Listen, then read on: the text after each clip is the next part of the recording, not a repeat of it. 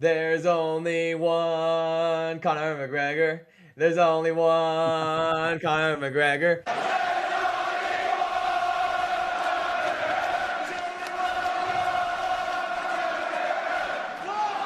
The Mac is back, and we finally get to talk about him. Didn't know if we'd ever get to talk about him in this podcast, but he returns for UFC 329. Sharp segments here. Welcome in Nico Sharp alongside CJ Sharp. We're excited for another great episode. It is my picks, CJ's picks versus your picks, so be sure to drop your main card picks in the comments, and we are keeping score. We'll release those here in just a moment. I'm super excited about that.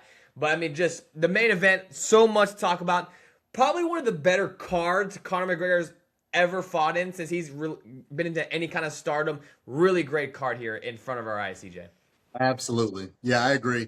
Even when you go down and look at the prelims, some of the names down there are kind of exciting too, you know? We never really get into the prelims, which we won't today either, kind of keep it short, but there's some good names all over this card sprinkled in, I mean, you talk about Cody Garbrandt, Robert Whittaker. I mean, hello, Robert Whittaker's in a prelim on a Conor fight. A little disrespectful.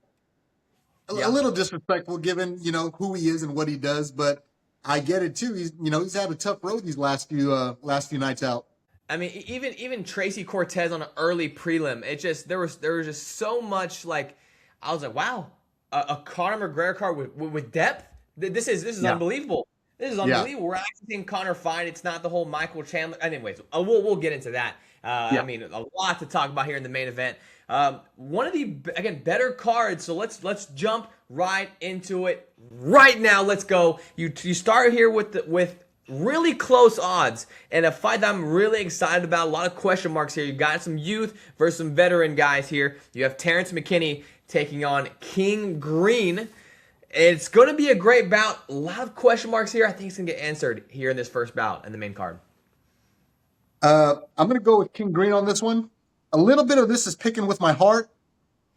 It's really bizarre. When you look at the stats between these guys, you would think that, the stats are kind of reflective of their fighting styles, but they are drastically different fighters. You have King Green who comes out and he's very smooth, and give him his flowers, man. At 39, still showing up on the main card the way he does. And what a great way to start any card with King Green, because win or lose, he's always a fun fighter. But real different, still smooth, hasn't lost a step. Love his last time out. And I think that really just solidified who he is. I don't like throwing out Hall of Famers out there for everybody, but you could almost make an argument for a guy like Green with his record, 50-plus fights. Not necessarily his record, because he's got a ton of losses in there too, but tons of fun fights. He's all over the place.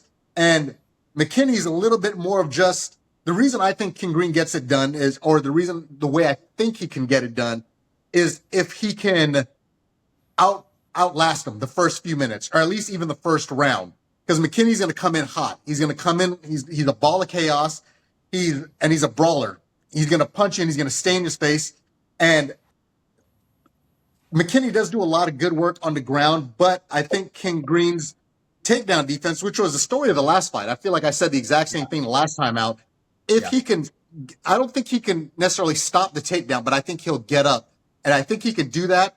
McKinney has a history of gassing out because he goes in there and again, it's all chaos. He throws caution to the wind. If he can't get you out there in the first few minutes, it's going to be a bad night for him. And King Green hasn't lost a step yet, or he hasn't shown us anything to say that he has. His gas tank still seems to be in shape, and he's active, man. He's out there like every other card he's on there, So, yeah, that was the reason why I'm going Green on this one. Yeah, I like King Green a lot in this one too, but I'm actually going Terrence McKinney, and I'm not a big Terrence McKinney fan.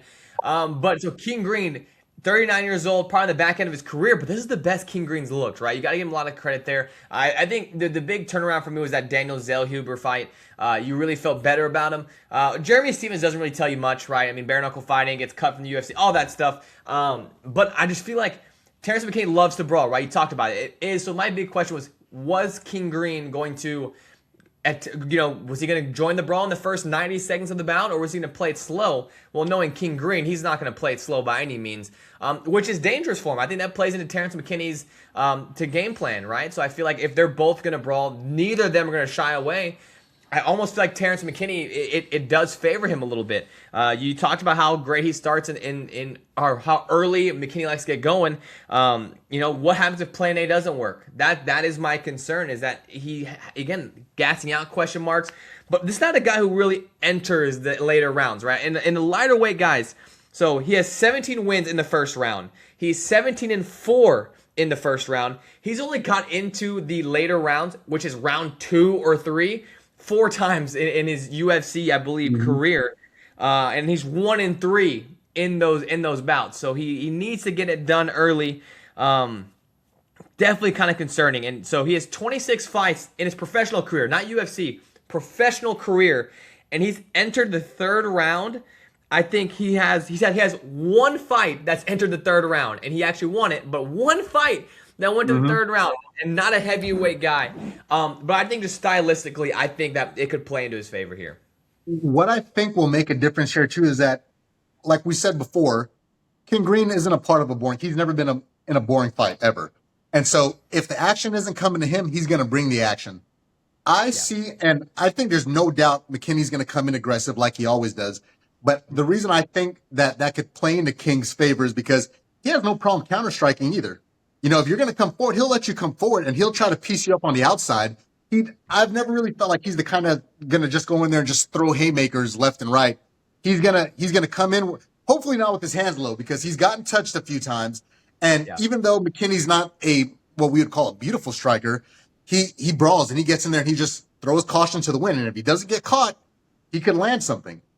But I think if King plays it smooth, like we've seen him do so many times, and I think he could weather that early storm and hopefully, get up a few times after some takedowns, I think he could get it done. And there's a lot of close fights on this one. I feel like there's real separation that can happen here in this one, which I'm excited for. Which, speaking of separation, let's talk about the standing, the scoreboard here, which everybody wants here. If you put your comments down, your name will be on this list. So you start at the top, and there is no surprise that it's your boy at the top. 23 for 32 in my picks, right? We always had those by 5 numbers with a White House card. It did change it a little bit. In second place, the real Chris Paul is still in second place, 21 and 32. And CJ, you are on the podium. You're at third place at 20 and 32. Made a lot of great picks there. You have Milena, 19-32, only one pick behind CJ. Pele fan, Big Leslie coming in 6, Chubb in 7. Sportsnet had a really good picks in that White House card. He's now in 8th. High pressure. Shout out to my boy Geezer, 4 and 10. Tony Gonzalez right behind him. Also Stump, 3 and 5. Really goes down the list, and some other guys like my boy Caden, Retro, Trey Phillips have really done well and have made their picks on one card. But they still got some work to do. But again, nonetheless. And I'm gonna take your word on this one, because I thought we'd closed up the gap a little more than that. I thought I at least closed the gap by 2 fights on you the last time out. Because you were up 3 on the last card, right? Yes. And so right now you're at 23 and 23 and 32. You're at 20 and 32. I mean, and there's all my notes. I went fight per fight. I'm going to take your word for it, because I'm not doing the research. So I'm going to take your word for it. But it feels like, I don't know, I might have to go back, and there might be some auditing involved here. It took me way longer. So I can tell you, I can break it down. So that White House card, you only missed 1 fight. So going into it, you were 12 and 20 2 fights ago. So not the White House card, not that one. So 3 fights actually ago, you were 12 and 20. And then you went 2 for 5, and then the White House card, you really the one before that was pretty terrible. We Correct. both did really bad on that card. Yeah, that was. Correct. So that's why there was after that, I was ready to put the gloves down, man, hang it up. That was not a good one. Yes, that was the Strickland Chimaev fight, for those who might not know. Yeah. But then you really closed the gap there with a great White House card. So that's why you were 4 fights below me 3 fights ago, and then you've made up your ground. So okay, cool. Now I'll take your word for it. So again, by all means, if you want to go look at it, took me way longer than I expected to. My goodness, that was Yeah, so Yeah, there's the man. score. So congrats everyone who's done so well so far. A lot of work to do. I mean, we got a lot of year left here. So be sure to put your comments in and keep increasing those scores, guys. But again, you can only do so much. You're not going to top your boy who's at the top of the game. Back into the fights here. Really exciting. Another close one. The odds favor really in one direction. You have Brandon Royval, who is on a 2-fight losing streak. He is the underdog. The bigger underdog, plus 180, but then the minus 220 favorite in Lonnie Kavanaugh. See, where we leaning here in this one? So I'm leaning with Lonnie on this one. And it's funny that you mentioned the odds because, yes, they both are 2-1 in their last 3, but Royval it does have back-to-back losses. Going with Kavanaugh on this one, I mean, a little bit of I feel like things are going his way right now. I feel like even though he does have a reach disadvantage in this one, I think like his leg kicks could be the nullifier here, are closing things up a little bit because Royval is known to be susceptible to leg kicks. They're both great strikers. I would call Lonnie the slightly more technical striker, but Royval, technical or not, his striking is a thing of beauty. And it's awkward and it's odd and he makes things happen from weird angles. But I feel like he's got a little more steam behind him and momentum. And with that and what he did his last time out, I'm going to go with Lonnie on this one. Yeah, I mean, it's he has all this steam, but it wasn't even supposed to happen, right? So Lonnie was supposed to fight Bruno Silva, and then Asu Almabayev. He had a hand injury, and then they called him. They called the Kavanaugh last minute on short notice. Hey, we need a main event against Brandon Moreno. Would you take it? He goes, yeah, I'll take it. Why not? And then goes 5 rounds in Mexico City against Brandon Moreno. That was such a huge turning point. But I'm going with the underdog. I like Brandon Royval here. I love the story of Kavanaugh. I feel like Royval's back's against the wall. And what does concern me is I feel like Manel Kape and Kavanaugh are fairly similar in very technical striking, smaller guys, not as good of a reach as him.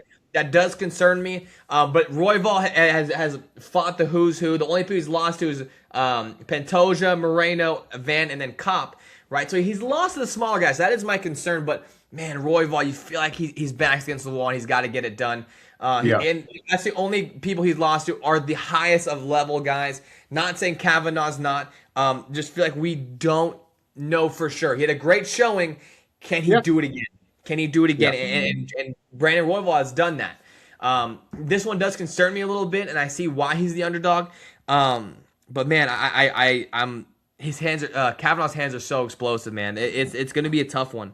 And the records don't always tell the entire story either because true enough, Kavanaugh is 2-1 coming into this, but he damn near had that Johnson fight. He was winning that pretty handedly until, so with just a couple mistakes, made, we could be saying he's 3-0 in his last one. And so even though yes, on paper he's 2-1. I almost give him that fight. He gassed out. He didn't really pace himself properly. But up until that point, he damn near had it in the bag. That's the only reason. But against anybody else, Royval. I mean, this one's really a close fight. You can't ever really count Royval out. Not yet.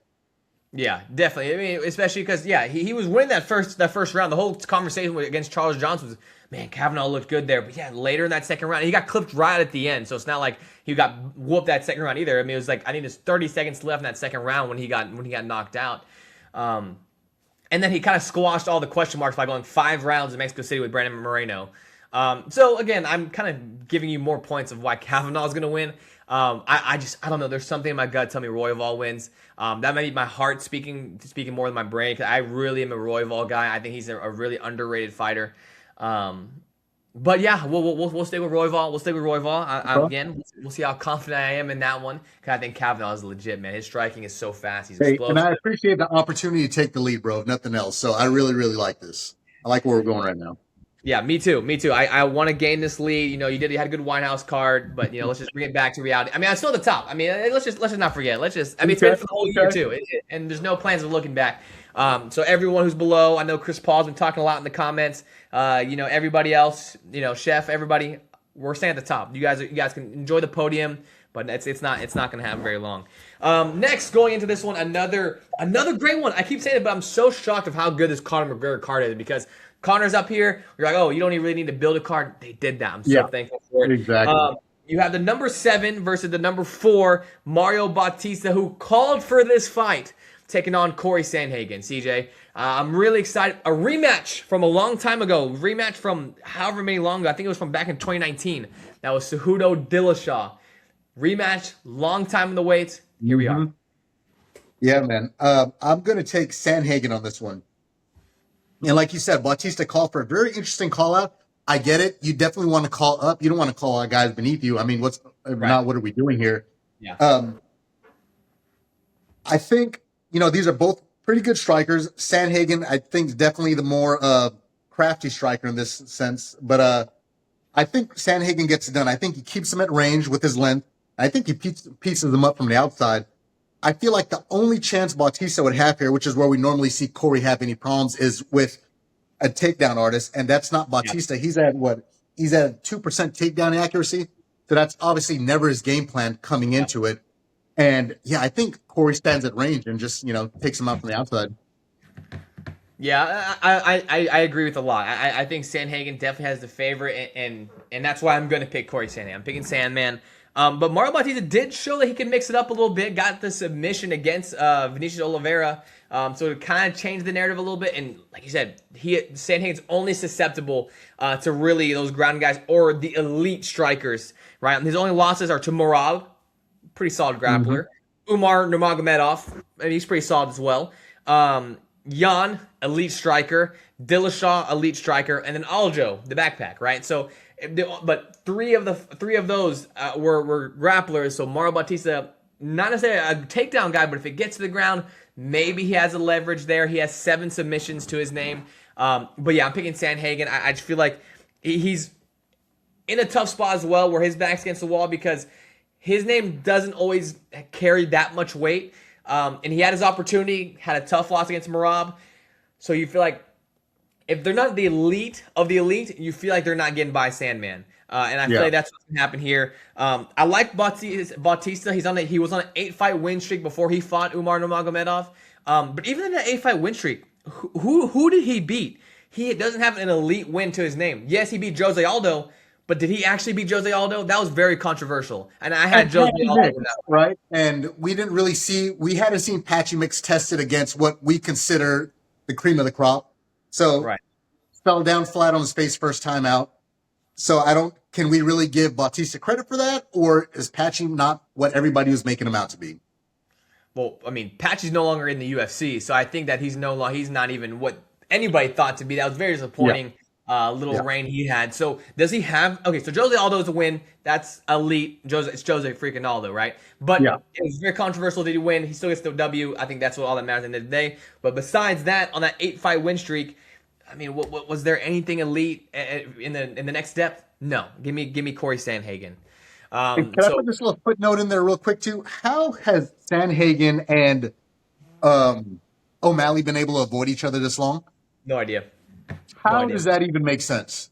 That seems like the most obvious matchup, a very exciting matchup. Don't want to dig into that too deep because nobody else is talking about it. And maybe that's why, right? I mean, for whatever reason, Sandhagen doesn't seem to move the needle for the casual fan. I mean, if you're into it, you know what Sandhagen brings. But, for the layman, I guess, it's not exciting enough. And O'Malley is a big name. But golly, man, that needs to happen somewhere down the road. And to me, it should have been O'Malley Sandhagen at the White House card. I mean, I don't know why it wasn't. I get it. They're trying to push the hobby. It was a fun idea, but why not make it Sandhagen O'Malley? Because again, you feel like no one knew about Zahavi. The majority of people didn't, right? I mean, we UFC real ball knowers. We were excited about Zahavi, but you feel like Sandhagen. Some of the average people would know. I would hope would know Sandhagen. I feel like that was the fight today. 2 guys who have been there, done that. Let's do it. Let's promote one of these guys. Didn't happen. Whatever. But man, neither here nor there now. This card is great, and it's so interesting that a lot of these smaller guys are here, right? We're seeing all the bantamweights, flyweights. Now we're entering the middle stage. We're at the lightweight division, and we're the first time we're seeing anybody at 155 or above. And you have the God of War, Benoit Saint Denis, taking on Paddy the Baddy Pimblett. This is a really interesting. Both guys so well rounded. They can strike. They can work on the ground. They can get submissions. They can kind of take this fight in multiple directions. But who controls this fight here? Go with BSD on this one. And Paddy's made a fool out of me plenty of times before. I hope that's not the case here. And I'm a self-anointed Paddy hater.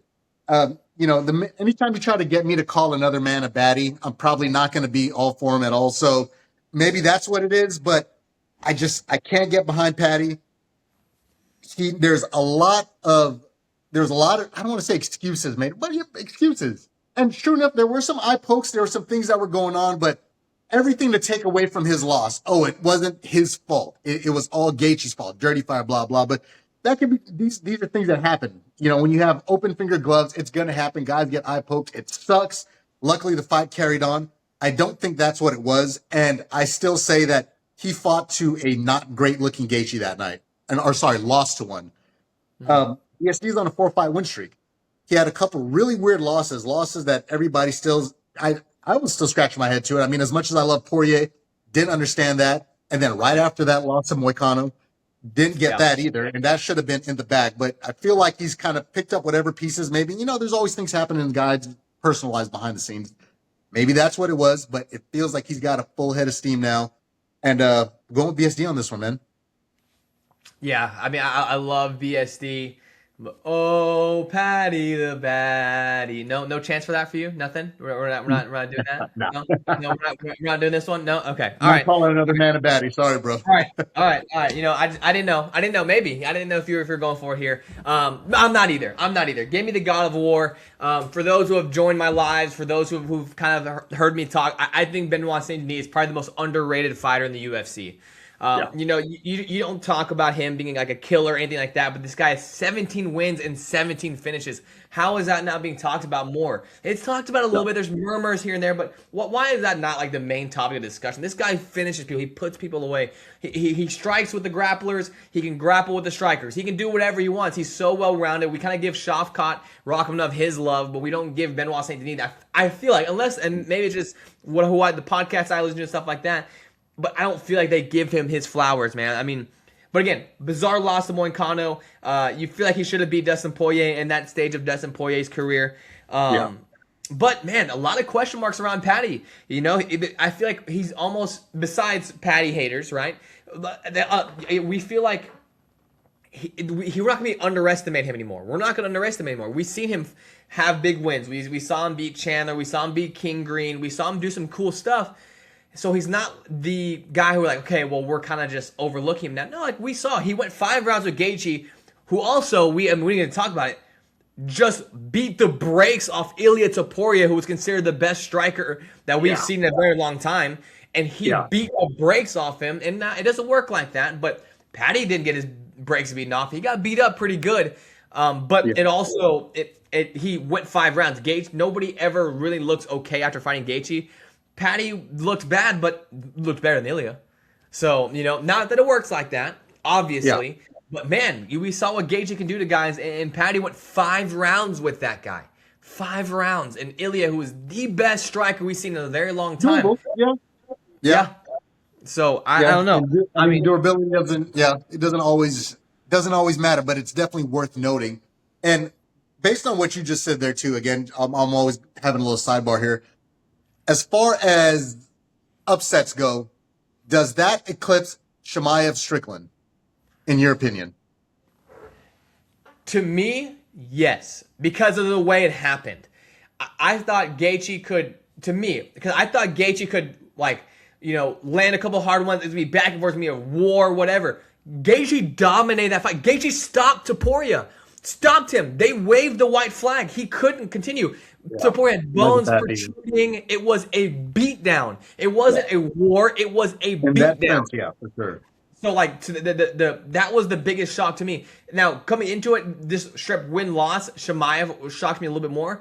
But just sitting there and be like, Topuria looks 2 steps below Gaethje, not what I had in my cards. Not what I had in my mind. I thought Gaethje, hardest hitting 155er to a lot of people. I mean, you hear all the legends talk about it. But so I'm like, oh, one punch kind of wobbles in, maybe wins that way, whatever. But for him to have the onslaught and do what to Poirier, what Topuria does to everybody else was, I mean, that was shocking to me. Are you thinking Shemaev Strickland, or what was in your mind there? No. I mean, I'm back and forth. I'm really on the fence. Yeah, I didn't really have a side picked on it. The beating that Topuria got, yeah, that was pretty insane.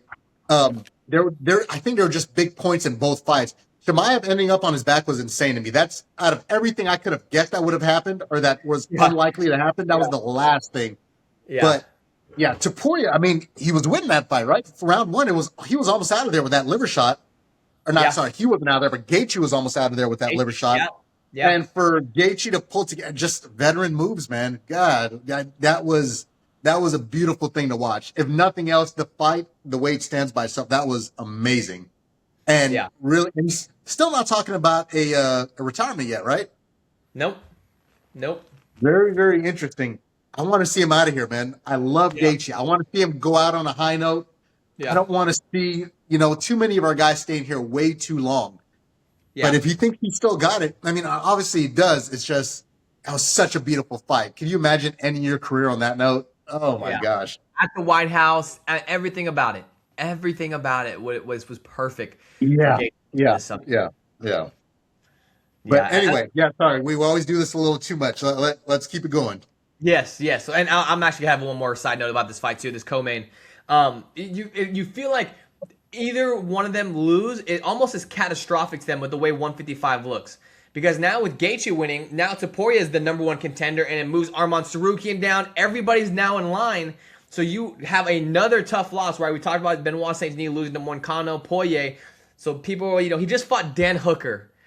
What the hell? Like, Dan Hooker, So that's kind of low in the totem pole. So now he's kind of trying to come back up. Paddy had a tough loss to Gaethje, so he's kind of going down. So Paddy can either go back down or Benoit Saint Denis go back down. And the way 155 looks, you feel like a loss to these guys would be really catastrophic with the way 155 looks right now. It really could be. And Benoit Saint Denis, both of these guys, there's still a lot of guys at the top of the division that you can move around and have a lot of fun fights with. Yeah, for sure. But for sure, with the trajectory that BSD is on right now, this fight could easily put him, against the top one or number two guy.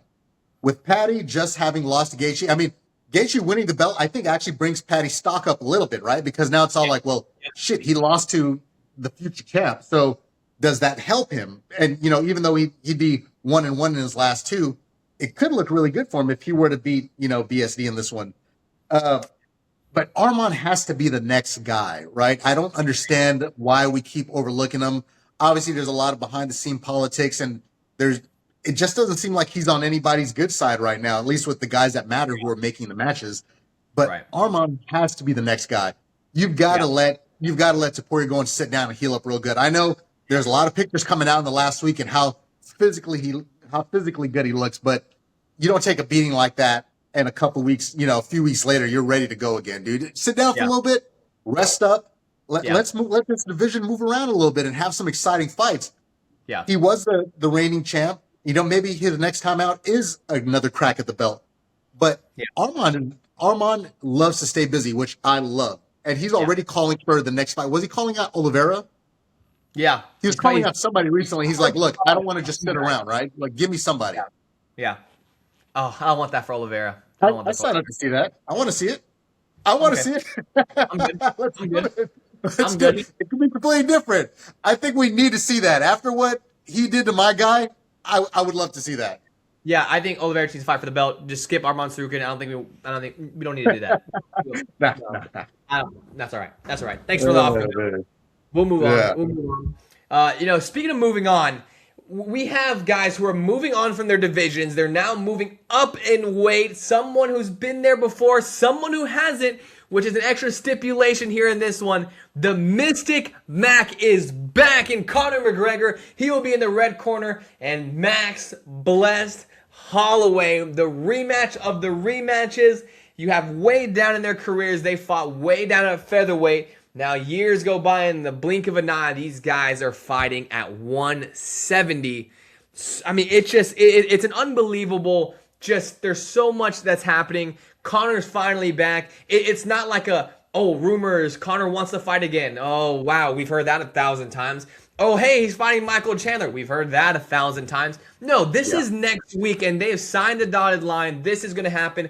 You feel like both guys should make weight. Guys who have fought at 155, 145 before, now fighting at 170. What does Max Holloway's career look like after the fact? Does he win, lose? Does he go back to 155? Does he go to one? Like, so many things can happen here. But my goodness sakes, I don't know if I even need to ask you, but where does this main event go? Oh man, I'm really on the fence about this one, bro. Yeah, right. Come on, get out of here, dude. We're on the Blessed Express over here, dude.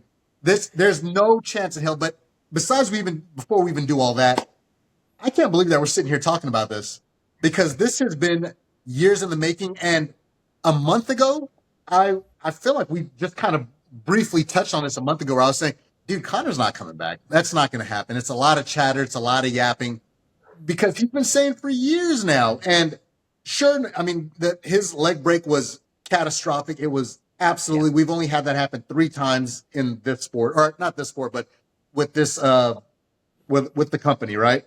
Right. But regardless, he should have been healed up years ago now. Obviously, he's taking whatever supplements he needs to be taken, and he looks massive. But let's be real here, though. This is still 2 155ers that are fighting at 170. Agreed. I mean, Conor does look friggin' jacked. He looks huge now. But these guys have never really fought at... No, I take that back. Conor's fought at 170, 3 times now? But even when he's fought at 170, he wasn't fighting 170-pounders either. And sure enough, here we go again. He's fighting at 170 again, fighting a 155-pounder, a newly minted 155-pounder at that. Yeah, so, right. What does this really mean? He's been saying that he wants to fight at 170 coming back, and he could hang around there. I really don't think he should. I don't care how much juice he's been sipping on. I do not think he wants to mess around with these 170-pounders. Max is a big boy. I don't think Max is going to have any trouble here. Who knows? I mean, we've just heard about this recently, but I'm sure they've been hearing about this behind the scenes for a while now. I still think Max he's obviously the taller, longer striker here. And these are drastically different fighters from when they fought. What was that, 8 years ago, 9 years, however long? It felt like a decade ago now. Drastically different fighters, but we've both seen what these guys have done in their respective divisions, and even when they were intertwined. But yeah, man, this is. I haven't seen anything in Conor's last few fights, and I've said this for a while now. I feel like anytime we see Conor out there, or when we used to see him out there, a big part of the majestic Mac thing and all that was just his presence, his aura, all of that. I felt like a lot of these guys lost before they even stepped into the octagon. They were already beaten. The lights were bright. And, the way he beat the brakes off of some of these guys, I felt like that played a big part of it. And as soon as that kind of fizzled out a little bit, and the smack talk was such a big part of why we tuned in. And I felt like the first time we saw that change was when he came out against Cerrone. And I could be wrong. Was that his first time back after the Mayweather fight? Yes, or it was just a long layoff? Yeah, it was Khabib, Mayweather, and then a long time, and then Don Cerrone. Yeah, he was nice. He was nice. And obviously it didn't matter. He beat up Cerrone, and nobody thought that he wouldn't beat up Cerrone. I mean, Cerrone always takes a long time to get going, and he just felt like he was ready to get out of there as soon as he stepped in there. But as soon as we started seeing the nice guy, it felt like he lost a little bit of that aura and that fear that he was putting in people, because I felt like a lot of guys were psyching themselves out. They were beaten mentally, and I felt like he realized it after the first time he lost to Poirier, which is their second fight. I felt like he realized it. He's like, oh shit, I need to turn it back up a little bit. Yeah. But it wasn't the same, man.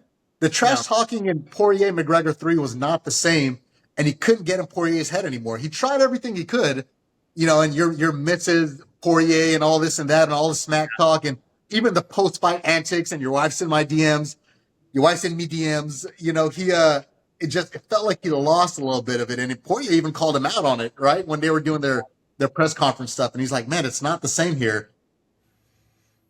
When the first time we saw them announce it, and they did that live stuff with Joe Rogan, it wasn't the same, man. I don't know what it is. Has he just ran out of ideas? Does he not have enough time to do the smack talking and really? Because he's talked about Max at length before this, and there's tons of respect there.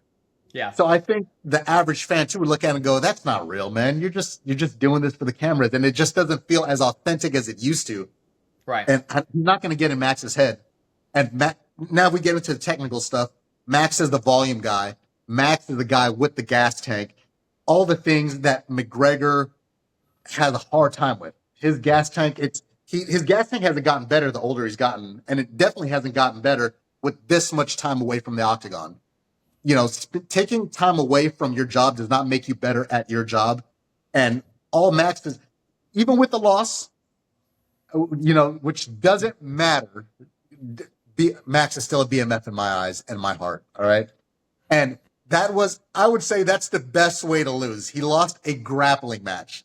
He was dominated on the ground. He didn't sustain, these crazy amount of injuries that he's having to come back from. If you're going to lose, that's the way to lose. So, he still was able to get back in the camp fairly quickly and do what he does, man. And I think he's going to, and I don't want to keep rambling on. You get a shot here to talk to, but this McGregor that we've seen the last few times out, it really seems like he's really leaned into his boxing, man. Like he's really fallen in love with boxing, and that's not the McGregor that was putting people away. It was this real fluid, just making things happen out of nothing, and just real loose, and all the weird acrobats that he was doing in the park. He just really, really tried to be a boxer now, and that's not the McGregor that got him to the party. And so if that guy comes in, I think Max pieces him up. And scene. Sorry. You good? You good? Need some water? Need some water? Definitely. No, literally. Take a sip. We'll reset. We'll just reset. Woo. Yeah. Little lightheaded after that, man. You get Max Holloway in the Octagon, and you got CJ winded after a soliloquy there. Man, but how do you not though, right? I feel like you could keep going. There's so many talking points in this one. Man, it's just so crazy that we're talking about it. It really is, right? Like, Conor's he's back in the Octagon, and there are so many questions, right? So let me give my pick first. I love Conor McGregor. It's just not gonna happen in my opinion. And there is a question mark of what Max looks like at 170. Right, but I just don't. Luckily he's 5'11", right? And he's not a 5'5" guy trying to make 170, right? So you feel like he should be able to make it hard. But don't get me wrong. Every ounce of me wants Conor McGregor to win. Every ounce in my body wants Conor McGregor to just be back, right? To just put on a show and make everyone believe Conor is back. So I would be more than happy to be wrong on this one. I hope I'm wrong, but there's no signs that have shown me he's on this, and 2026 is in the same caliber as Max Holloway, that we just haven't seen it, right? Because you look back at those fights, right, with the two and Dustin and Don Cerrone, you learn, well, first off, Dustin Poirier, the last fight was 5 years ago, right? So even if it did, it's 5 years ago. But it still didn't. He broke his leg. You're like, I don't feel like I know anything about this new age Conor McGregor. It's just not. You just don't feel like you know. Also, I don't know how much you're around casual fans. To all the viewers out there, if you're the host of your UFC fight nights and you have people come over, every weekend is Conor fighting? When is Conor McGregor fighting? And it's been happening since probably 2016 and 2017, whenever he was actually relevant. So after Khabib in 2018. Ever since there, that big window, every weekend I'm hearing, hey, when is Conor McGregor fighting? What is McGregor doing? And it's like, oh my gosh, he hasn't fought in 3 years. Nobody's talking about him in 4 years. But, that's what people know. So finally, for all of you guys who are saying that, he's fighting this weekend. It's happening. Conor McGregor's fighting. This is great. It's so good for the sport. All the casual fans, all the guys who have been there and watched Conor be this mystic guy, watch him piece up Eddie Alvarez. You're like, this guy's legit. watch him lose to Nate Diaz and everything back. Conor is back, man. It's so fun. It's so crazy. Man, I'm trying to wrap a bow on this one here real quick, but last question for you. Again, I'm picking Max Holloway, want Conor, but man, Max is Max, man. He looks so good. You know, so if you feel like you don't have, because again, like you said, he lost to DuBronx in a grappling session, so it's like, oh, he didn't drop a step in his striking. It was just DuBronx is just DuBronx, right? So does what he does. Do you feel like there's more pressure on Conor, or do you feel like there's more pressure on Max? Because I feel like I have a pretty clear answer, but I don't know if it's going to favor the one that you think. Tons of more pressure on Conor, for sure. For sure. And I think Conor knows that coming in. Again, his game plan, he's trying to hark back to the Conor of old, and I don't think he's able to capture that. That was lightning in a bottle. I don't think he's able to get that again, but he's trying. He's trying the trash talking and doing all that. But it's, to your point, it's been years, and we don't know what we're going to see. But if his past few fights are any indication, this is going to be a Conor the boxer, and it doesn't translate well. And his gas tank, you're picking up size and muscle mass. That's not going to help your gas tank. And that's always been the biggest knock on Conor. Yeah. Now, there is a small question mark, and you've talked about this before. There's a small question mark on Max's chin now. I don't feel that way, and that could just be me. But does McGregor still have that kind of dynamite in his hands? Does he still have that speed? He's putting on so much more mass, and he's not a big guy. It's not like he's filling out. I feel like when we see Max at 155, he filled out. He's like, oh, that's a solid 155-pounder. I feel like at 170, it's going to be more the same. I don't think he's going to come in and look doughy. He's going to look pretty ripped, I think, even at 170. He's going to look solid. I think Conor's just going to come in and kind of look stocky. And I don't think it's going to help him, man. I don't think that his gas tank is going to be that much better. And Max is going to stay in the pocket. And if Max's chin is not a question mark, which I hope it's not, I think it's going to be a bad night for Conor. It very well could be a bad night for Conor. And I agree with all your points, but I actually am completely indifferent. I completely think the other way. I think all the pressure's on Max Holloway. Because I feel like Conor McGregor, he loses. He has got about 1 million excuses in his pocket. This guy's been doing whatever the hell he's been doing for the past 5 years. And even further, right? Because that last Poirier fight was not Conor McGregor. So he's got 1,000,001 excuses. And if he comes in 5 years of inactivity and he puts on a show against Max Holloway, what's Max's excuse? He's been active. He's been fighting the best guys. He's been beating guys. He just come off a tough loss.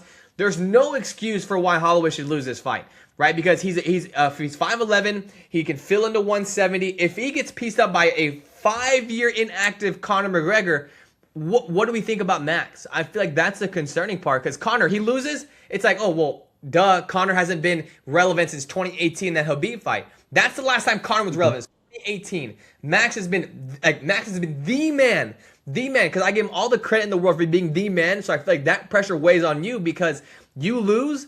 How? How do you lose to a guy who, not even, faceless opponent, guy who hasn't fought in 5 years, who snapped his leg and wasn't even active before then? So you've lost to a guy who hasn't been relevant since 2018. So I feel like if Max loses, Max has way more to lose. Because Conor loses, I'm like, we all thought that. This guy has been doing whatever the hell. That too. And also, I mean, a win for Conor against Max does way more than vice versa. Yeah. Right? Because like, oh, he's here, he's back. Max wins, it's like you were probably supposed to win that, right? Right. I agree. Okay, let's play devil's advocate. Conor does win. How does Conor win against Max Holloway? Does he piece up Max Holloway? So, for one, you're asking the wrong person. This is the guy who I picked. I mean, I didn't see Gaethje Elliott coming. I didn't pick Chimaev Strickland coming. So, I guess you're talking to a guy who might not know ball. I guess. But I'm not the top, by the way. Let me just, before anybody starts playing into this. But yeah, pending and on it. Yeah. But like, I mean, all jokes aside, it's like I don't know. I mean, because Conor's never been known for a gas tank, right? Even with Nate Diaz when he was in prime Conor and at his most relevant, his gas tank was never there. You feel like it has to be a 1 to 3 round type Conor, and then if it goes to 4 or 5, you feel like 1,000,000% it favors Max Holloway. So now saying that Conor probably he probably goes all 5 rounds and Max Holloway gasses out, because that's the way I've been picking recently. But you feel like Conor 1 through 3 is where I feel like is his prime chance to get this win here. Yeah, I'd say in the first couple rounds is where Conor has to get it done. Yeah. I don't think he pieces up Max. I don't think he outstrikes Max. Because I think Max's arsenal is too big, man. I mean, he's conventional, he's southpaw, he's kicking, he's punching, he's counter striking. Conor 10 years removed was much more versatile, which doesn't make sense. I mean, it shouldn't. He kind of felt like he went backwards. He's a much more conventional striker now, and and Max's volume, how he gets it done. So I don't think if Conor wins, I don't think he out-volumes him. I think that Conor wins by just landing that strike. Max is coming in and he's throwing that beautiful counter, that he has, that he's had, that we haven't seen for a meaningful amount of time. Right. But just the lateral movement, just Max is all over the place, dude. He's nasty. Yeah. So even when I'm trying to make a case for Conor, it's hard to shy away from what Max is doing or gonna be doing. Yeah, we'll see. I'm so excited. July 11th, baby. July 11th. Conor versus Max Holloway. Be sure to drop your picks down. We're going to wrap a bow on this one. We appreciate you guys hanging out with us. We had so much to talk about. This video could be 2 hours long, and I'm sure all the real UFC guys would watch all 2 hours because there's so many talking points here. But we're going to wrap up this episode of Sharp Segments UFC Conor McGregor edition here, July 11th. Be sure to drop your picks down in the comments. And again, we keep score, and it's not too late. We got plenty of year left. If you want to catch up to people, you're not catch up to me, whether you've been starting today or you've started at the beginning of the year, it's just not happening. But there's a lot of other things, so put your picks up against our picks. Thank you so much for joining us for Sharp Segments, and we'll see you guys next time. Thanks, bro.